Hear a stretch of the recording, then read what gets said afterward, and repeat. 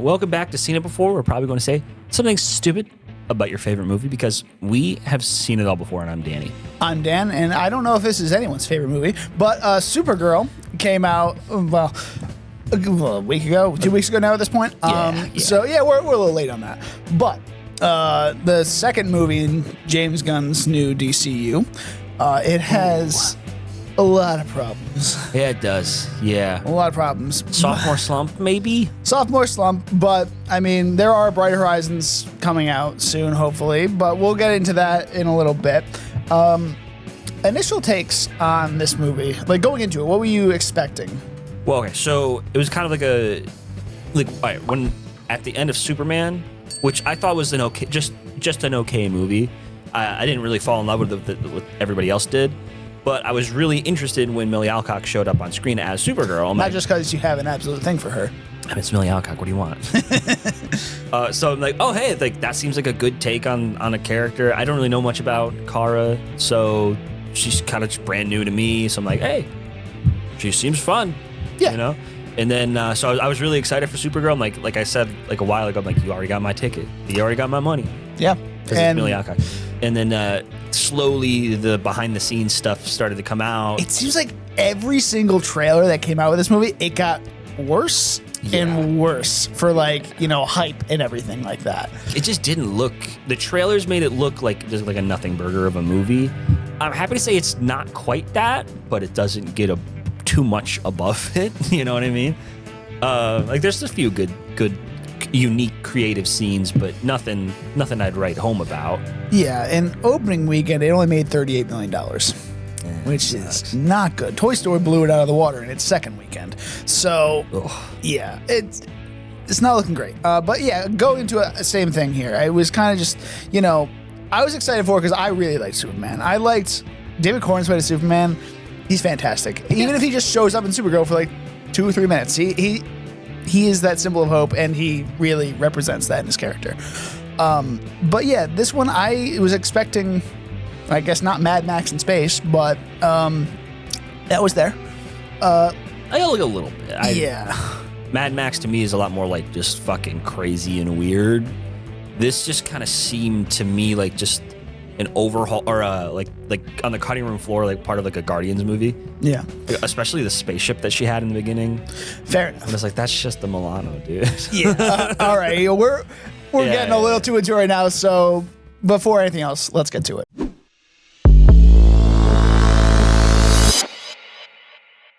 I didn't know any of you were still alive. What was it like to lose everything in a day? Now is our time for our spoiler-free reviews, our compliment sandwiches. One good thing, one bad thing, one good thing about the movie. So, one good thing about this movie, Millie Alcock is Supergirl. She is the star for a reason, and she really gets to shine in this movie. Bad thing, the villain. He is one of the worst villains I think I have seen on film in a couple years. He's a nothing burger of a sandwich, character development. He's just... I had problems with Lex Luthor last year in Superman, but this one is just like, what are we doing? I don't know if it's the writing, his performance, the direction. I don't know what it is, but something's off.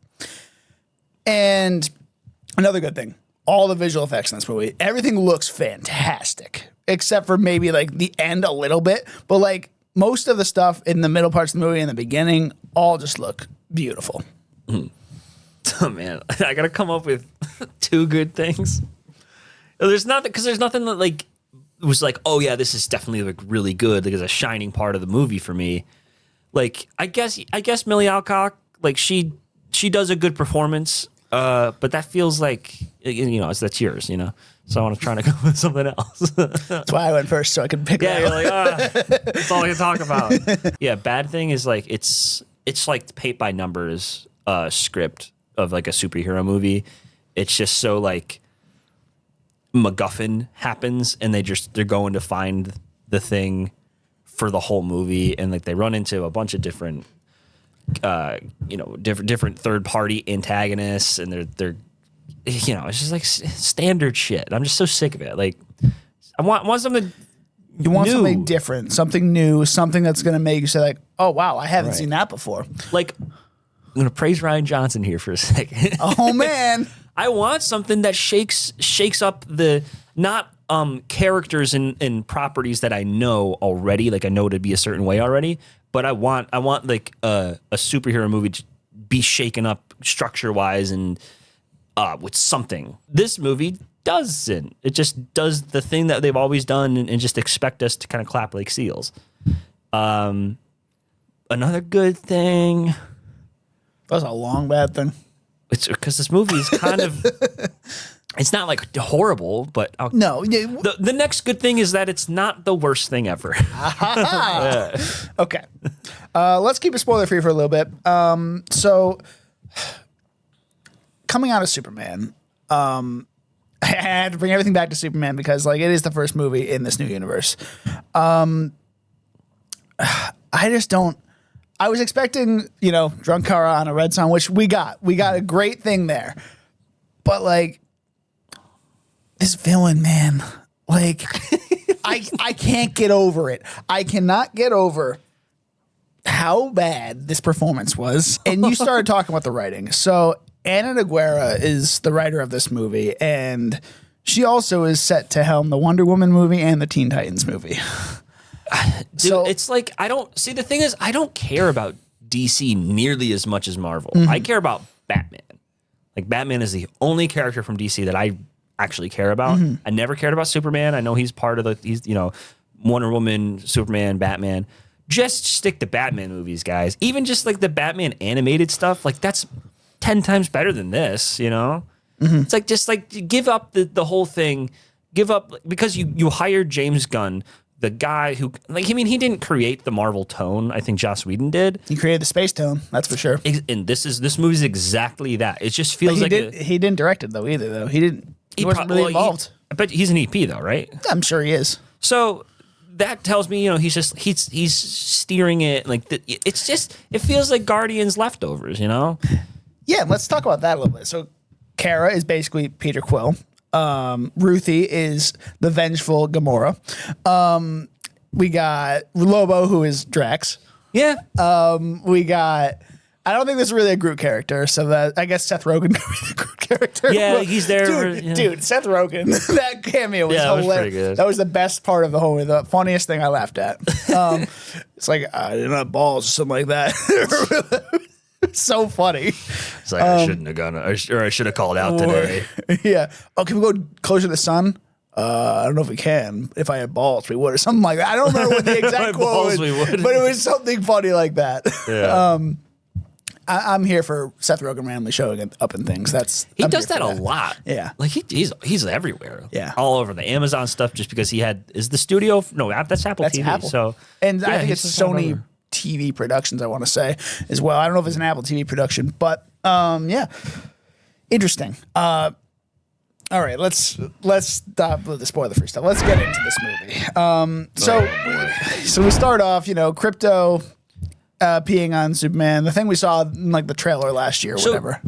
Okay, so that's the thing right off the bat. Like, do you like what is the signal? What's the tone that you're setting for this character and what audience expectations? You just had this pretty successful superhero movie, Superman, first of your DC kind of flagship, and the next movie literally pisses on the guy. I don't know what I'm supposed to get from that other than Crypto obviously doesn't like Superman. I think that's all you're supposed to take away from it. Oh, okay. Because I think that's all I was trying to say. It felt really meta to be like one of the first shots we see. I think it's just Crypto doesn't. Okay, like so that's better. I'm, critic brain. I think that's. I don't think you're meant to read that deep into that right there, but yeah. So. She's, doing what she said at the end of Superman. She's going to red planets getting drunk because that's all she can do.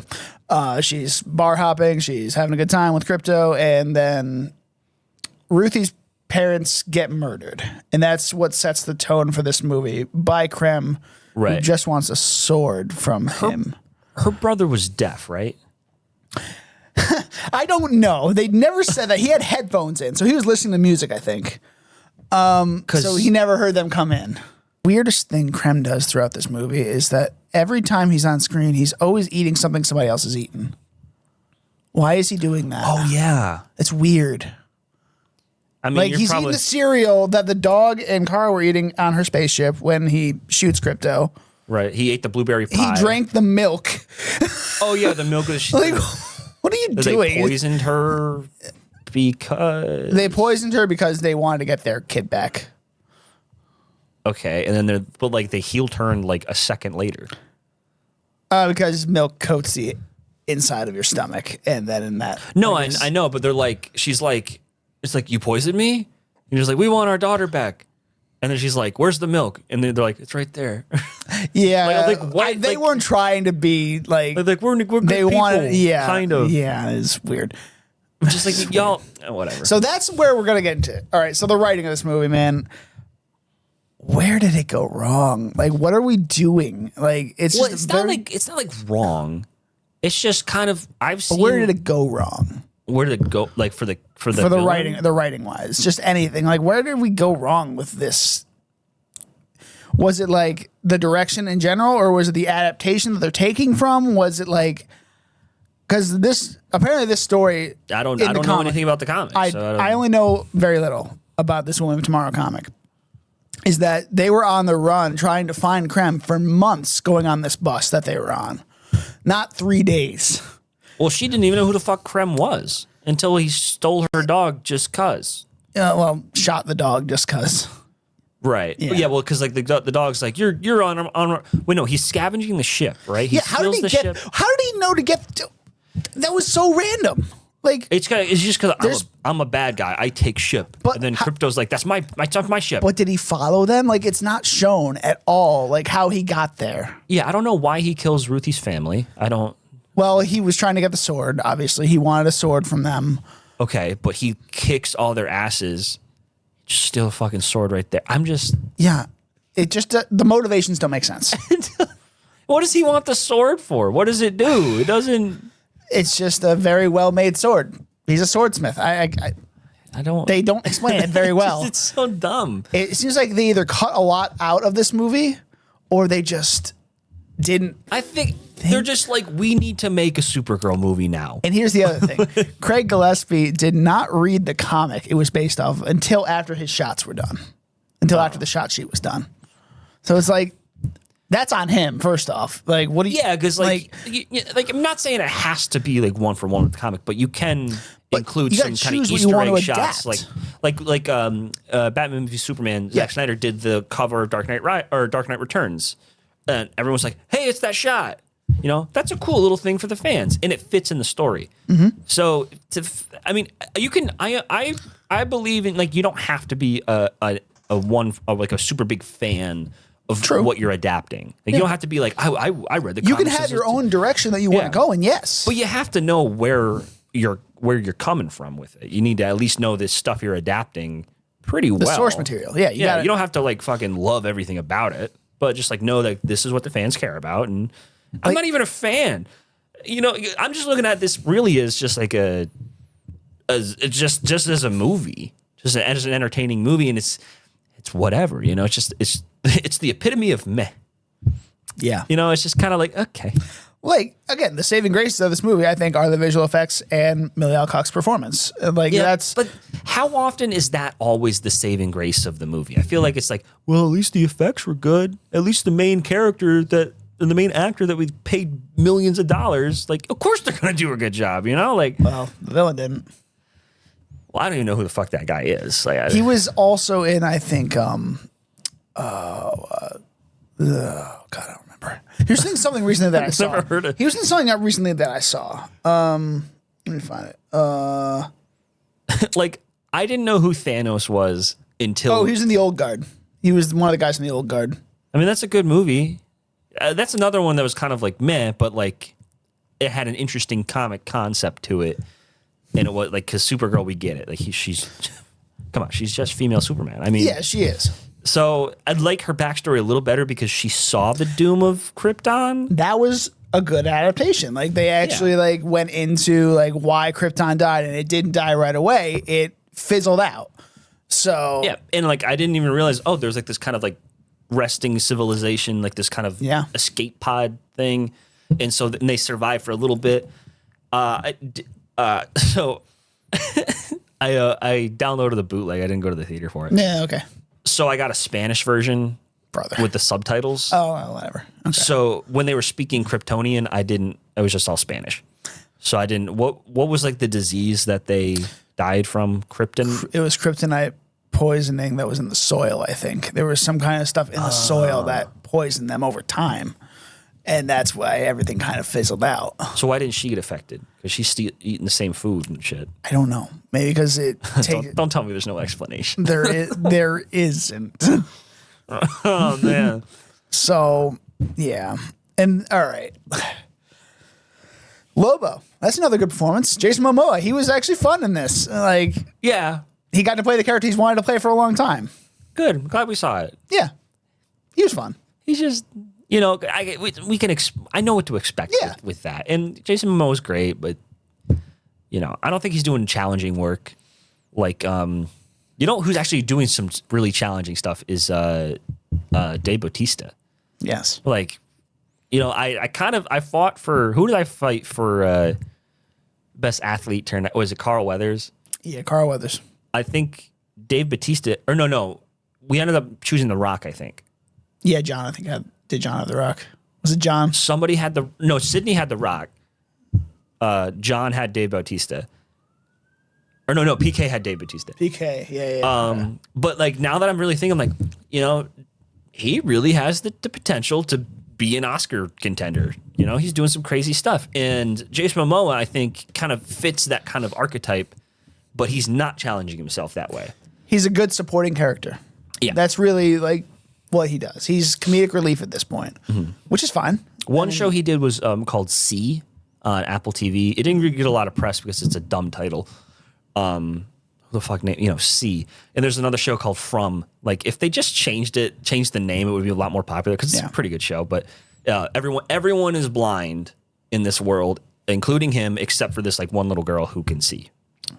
And there's like warriors and tribes and stuff. Is that a Netflix show? Apple TV. Oh, okay. It's one of their first. That's better. Okay. We talked about James Gunn saying a script isn't going to be greenlighted until it's finished and good. That was one of the first things he said. He said finished and good? I don't know exactly what he said or what the quote was, but it seemed like he was inferring a movie's not going to start shooting until a script is finalized and good.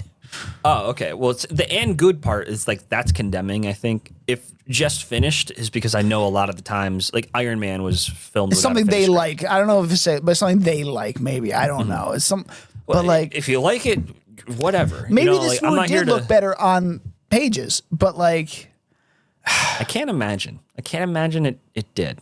So like that's the thing. What went wrong? I literally think it's just like.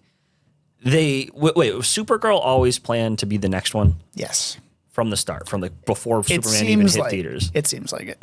Okay, because I'm thinking like, because I remember hearing a large kind of talk about like, oh, Millie Alcock, that one small scene she had in Superman, that was really cool.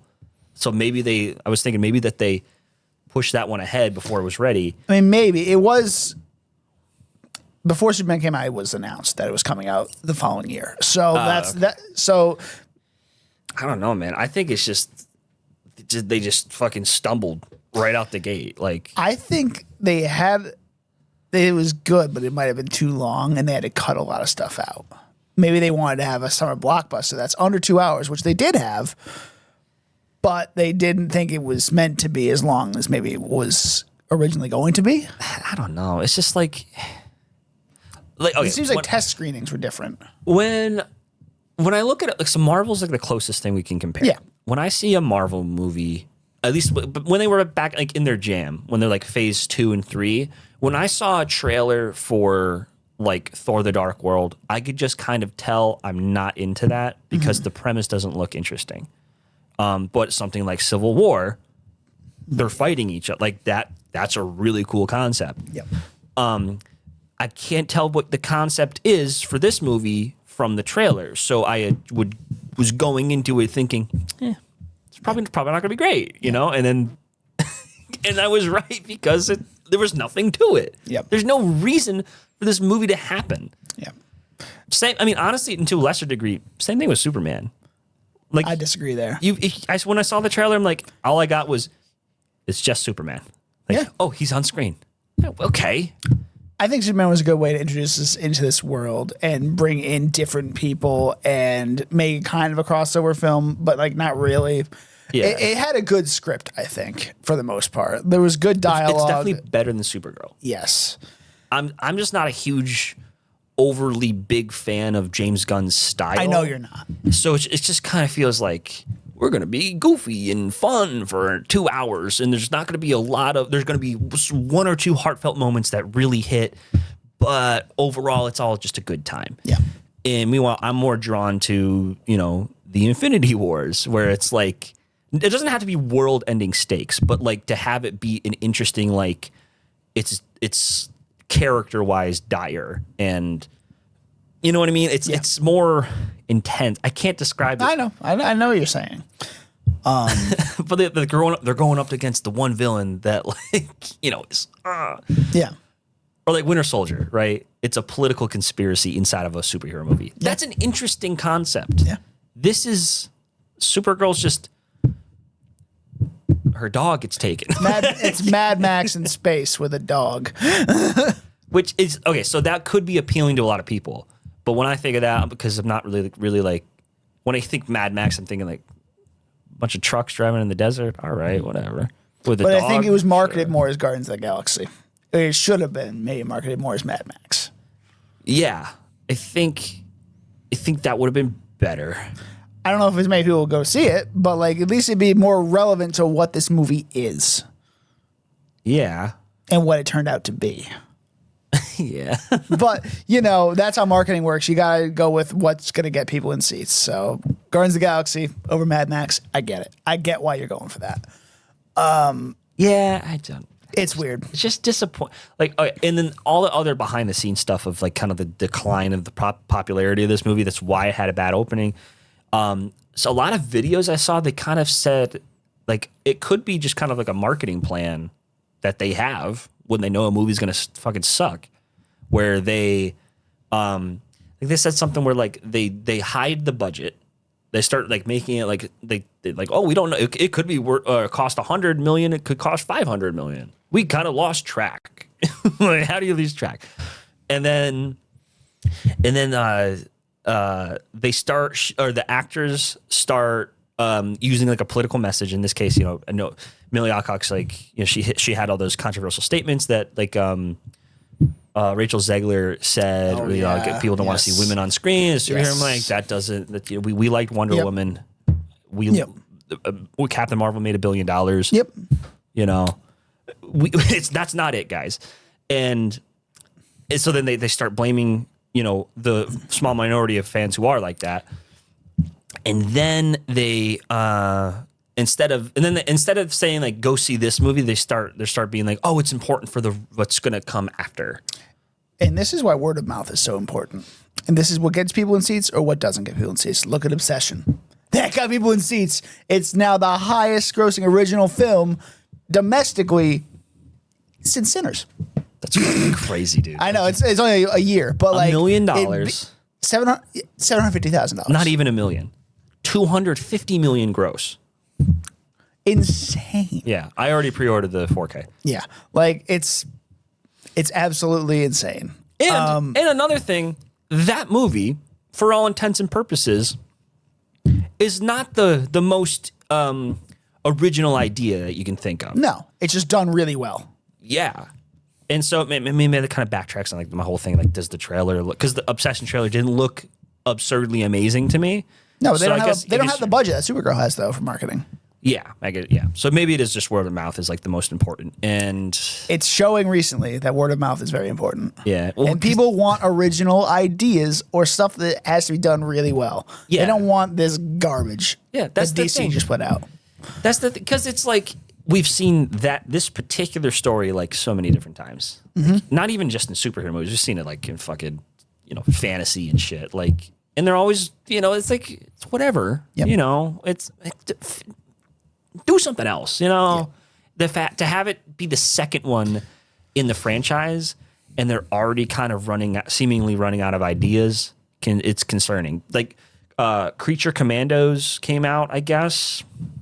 I didn't fucking watch it. I actually liked it. It was good. Okay. Was it Guardians with? Yes. Yeah. See? You know why I liked it then. Well, yeah. Well, no, if you like it, it's cool. Yeah, but it's like James Gunn is kind of a one-trick pony. Yes, I get it. I understand that. I just like his writing. So, okay. Bring it back to the budget real quick before we wrap up. $175 million budget. Are you sure about that? Yes, $175 million budget for this movie. It is set to lose about $100 million at the end of its box office run. And like and that's not the worst movie this year. That's Masters of the Universe. That's going to lose like $200 million. I'm okay. I'm happy because it's hurting Jared Leto.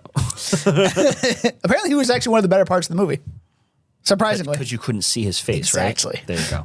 Yeah. You can see he's fucking 50. He looks like a fucking 12-year-old. Yep. But I don't want this movie to fail. This movie didn't piss me off. I mean, what Millie Alcock said was like, come on, like we're over this, right? But it's kind of like, you know what I mean? Like it's kind of par for the course at this point. So I don't want this movie to fail. I feel bad that it's going to lose that much money. It's just unfortunate that DC can't get their shit figured out. It's been fucking like Marvel has reached its peak, fallen a little bit, and now is making a comeback all before DC got like one string of like 2 or 3 movies that are good. Like that's stupid. Yep. And now let's start talking about the next movies they have. Clayface comes out in October. So okay, that trailer looks awesome. Why is it part of the DCU and not the Batman? We don't know what universe it's part of. Oh, because I thought it was the regular one. It seems like, nobody knows yet. I think we're not going to find out till the movie comes out, which that's a cool marketing thing. Sure. Okay, that's why not? cool. Then we got Man of Tomorrow coming out next July. Oh, Sure. shit. Sorry. We also have Lanterns too. Lanterns looks great. What ruins that trailer though is Guy Gardner comes in. I'm like, what the fuck? No, I mean, he's a lantern. You gotta I have know. it, It's just it's like it's such a serious drama show. A murder mystery kind of, but with like a sci-fi flair. That sounds cool. That's so cool to me because with Damon Lindelof, I'm pretty sure producing it. okay, cool. Damon, he has a decent, Yeah, unless it's the last season of Lost. But yeah, so that's a great. It seems on paper really good. Yeah. Then we have Clayface. Then we have Man of Tomorrow, and then we have the Batman Part 2. So I'm excited for all those except for Man of Tomorrow. I know you're not, but Because we got one picture of Lex in his green fucking krypton. it's practical. Okay, cool. I'll if it's. But Yeah. I think if DC is going to survive, they can't have any more busts right now. If James Gunn is going to survive as head of DC right now, I think he's especially. See, the thing is, it's like DC has just always been darker, like the darker. Well, Lanterns is going to have that vibe. Clayface is going to have that vibe. Yeah, Batman Part 2 is going to have that vibe. Yeah, but Batman Part 2, Clayface, probably not in the DC universe or the DCU. We never know. I thought it was completely separate. Oh, the Batman? Yeah, the Batman is definitely separate. So if Clayface is in the, but just based on the trailer, it seems just, like DCU. Like, why would that really DC? Because it's so dark. It doesn't. It's like it's too many degrees away from Superman being like, oh, I'm doing important stuff. And they're also showing Gotham because it's set in Gotham City. They have to differentiate the Gotham from the Batman versus the Gotham from Clayface at that point. They're going to have to figure out how they're going to do that. It's going to be weird. It's got to be done well. It's like, it's not going to work, guys. It's not. Like, you can't have 2 separate universes in one fucking franchise. Like, it's just... Or they got to do the branding thing that Marvel does, like Marvel Television, Marvel Studios, Marvel... But even the Marvel Television, Television is part of it. Yes, but like subcategories. Like... Elseworlds, like they talked about a while ago. They talked about doing that kind of stuff for DC. Right. So, I don't know. It's just so frustrating. It is. It's just like, just do one thing right. Yeah. All right. I think that's a good place to stop. Yeah. So, Supergirl overall. We haven't talked about it too much. There's really nothing to talk about. It's just kind of another one. Yeah. For me, it's going to be a 73. It's gone down 5 points from when I originally thought I was going to give it because I've been thinking about it over the last 5 or 6 days, and yeah, it's just meh. It's not great. I'm not rewatchability is a big thing for me, as you know, and this is not rewatchable, man. It's not. So so you saw the Marvels. Compared to that, how does this do? I don't remember the Marvels, so I cannot really contemplate that right now. I remember the one scene with the musical, and then Teyonah Parris getting put into a different universe. That's about all I remember from that movie. Okay, just that concept though. Yeah, like she's in a different universe. Nothing like that happened in Supergirl. No interesting kind of like, oh, what the, just generic. It's just kind of like, we got our dog back, run of the mill, and I'm gonna stay in Metropolis with you, Superman. Which I mean, sure, cool. We saw that coming a mile away. Like everything is. You can infer everything that's going to happen in this movie. It's very generic, very run of the mill. Yeah, so I'm gonna give it a 70 just because that's higher than I expected you to give it. Honestly, there's nothing to it, man. It's not a horrible movie. It's not like spitting on my ancestors' grave or anything. No. It's just I'm not gonna watch it again. Yep.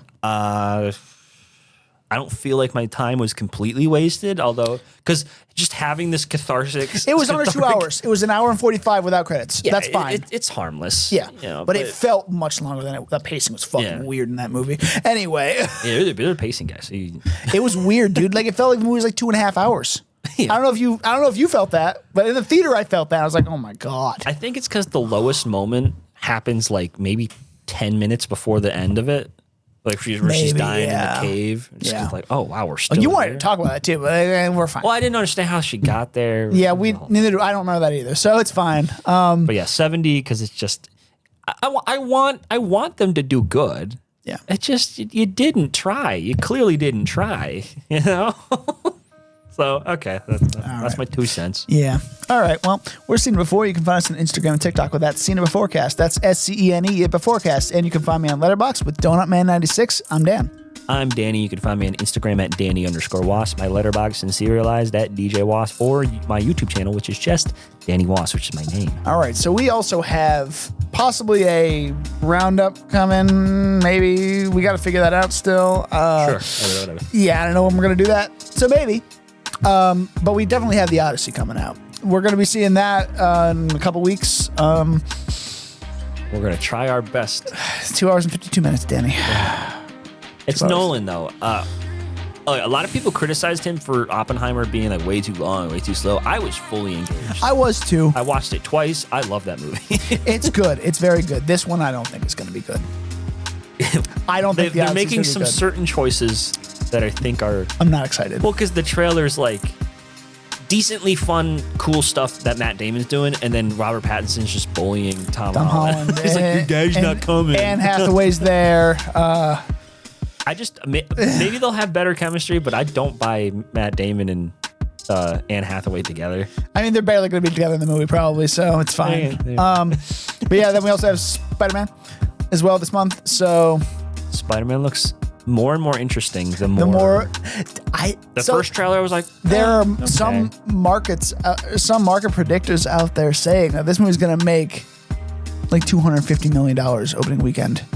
Really? And I'm like, that's crazy because No Way Home made that money. This movie isn't No Way Home. Yeah, No Way Home had a lot of anticipation. That had the second highest opening of all time. Damn. Behind what, Endgame? Or Star Wars? Endgame had like $350 million, something like that. I don't think this movie's making that, but if it makes close to $250, that's crazy. Because this has, I mean, yeah, it's got Tom Holland as Spider-Man. It's got Frank Castle. But it doesn't have a lot. We don't know much about the villain still. And I'm like, that's awesome. Like, yeah, it's interesting to see what they're going to do with it. I think maybe just because they know either they don't have anything and it's going to be a disappointment, or they're just like, we just need to sell that Spider-Man's back. That'll get butts in seats. Honestly, it's been a long time, and I think it's the right time. So it's been 5 years. Yep. And with that, we'll see you next time.